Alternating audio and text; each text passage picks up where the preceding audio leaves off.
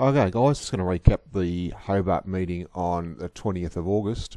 The 2-year-old was pretty lacklustre affair to watch. Only 5 to start with, and Better Than Life didn't take part, which meant there's only 4, so they settled into formation and wasn't too much happened during the run. So Ideal Creator led. Past couple have been pretty good as well, so well-deserved win. Keep playing. Definitely got wins in it.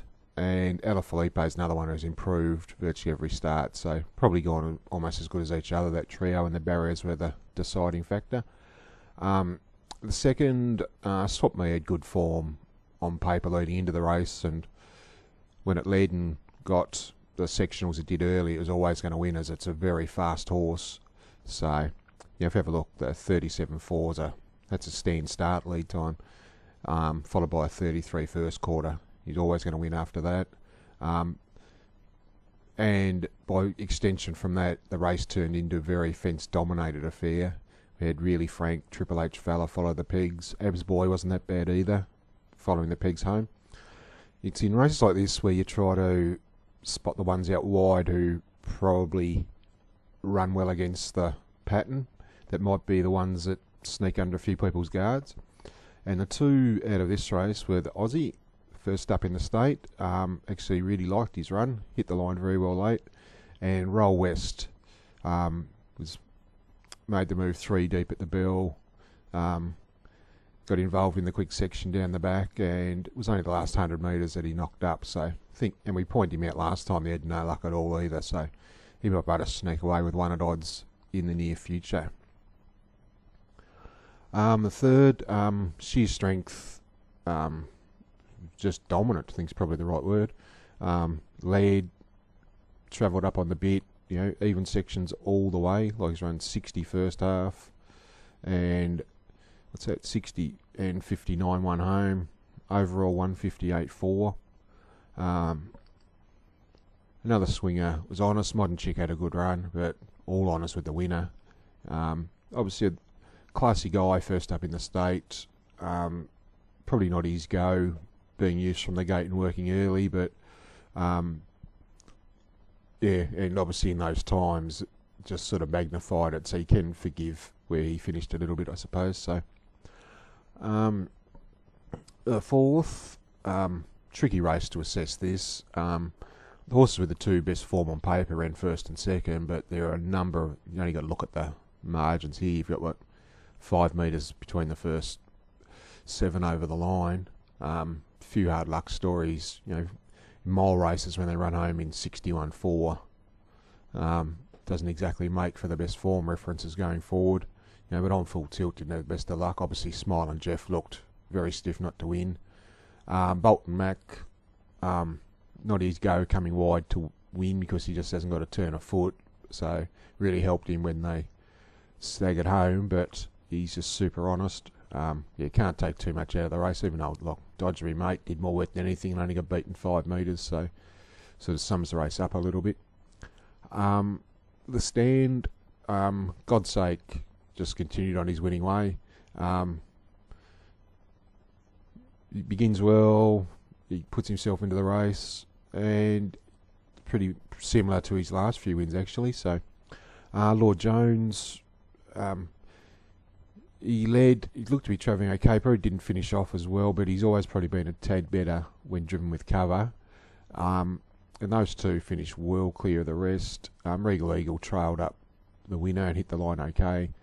So, and you can see with the margins there, 16 metres to 4th. So, a few back here didn't have the best of luck, but they're always tricky, as I say all the time, these short course stands to analyse the form from.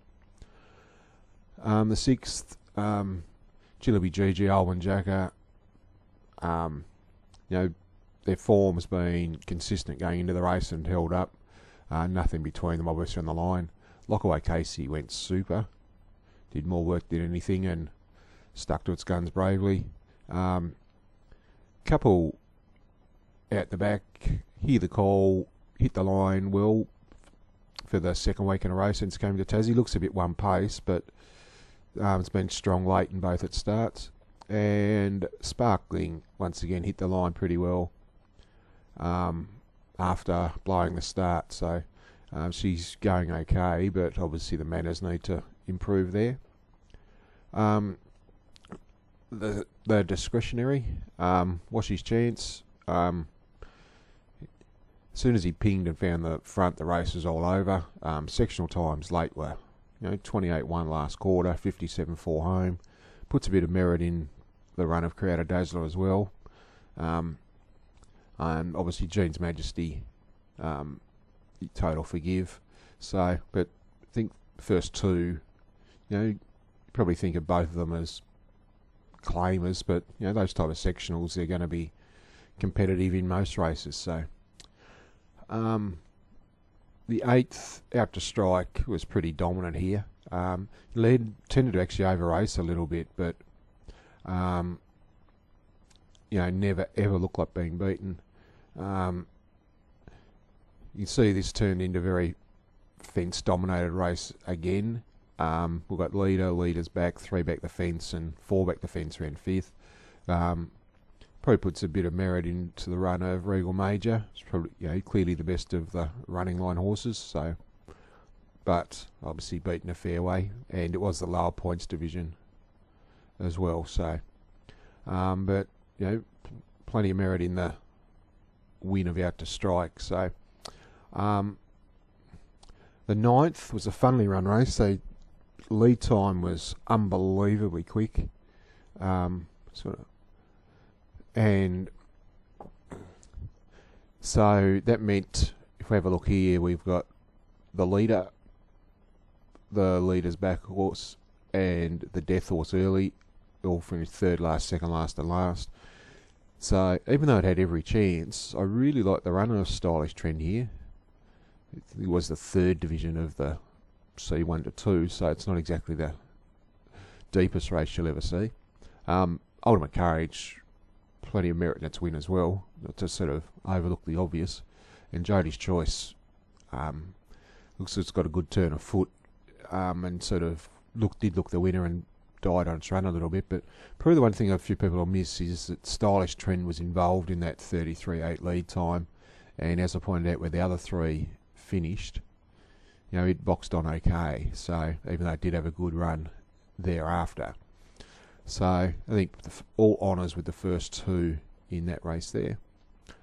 And the last, Resurgent Dream, did more work than anything, and just too strong. Jamona's Joy, she's just an honest filly, sort of makes her own luck. Yoey's Girl took the short way home, but still finished a long way in front of the rest. So that's about it for the meeting. So there's not too many actual big red, light black bookers to follow. So if we work through them, I said I did like the run of Lockaway Casey in similar grade going forwards. I think as soon as she draws to lead, might be the data lumping on her. And a couple in this race here, as we pointed out, that went a lot better than their finishing positions show, were the Aussie and Roll West. So I think we can leave the meeting there. As I said, there wasn't too much to show for it. So anyway, guys, that's it for the meeting, and we'll be back, and I will endeavour to get a preview up on Saturday night for the meeting this Sunday. But thanks again.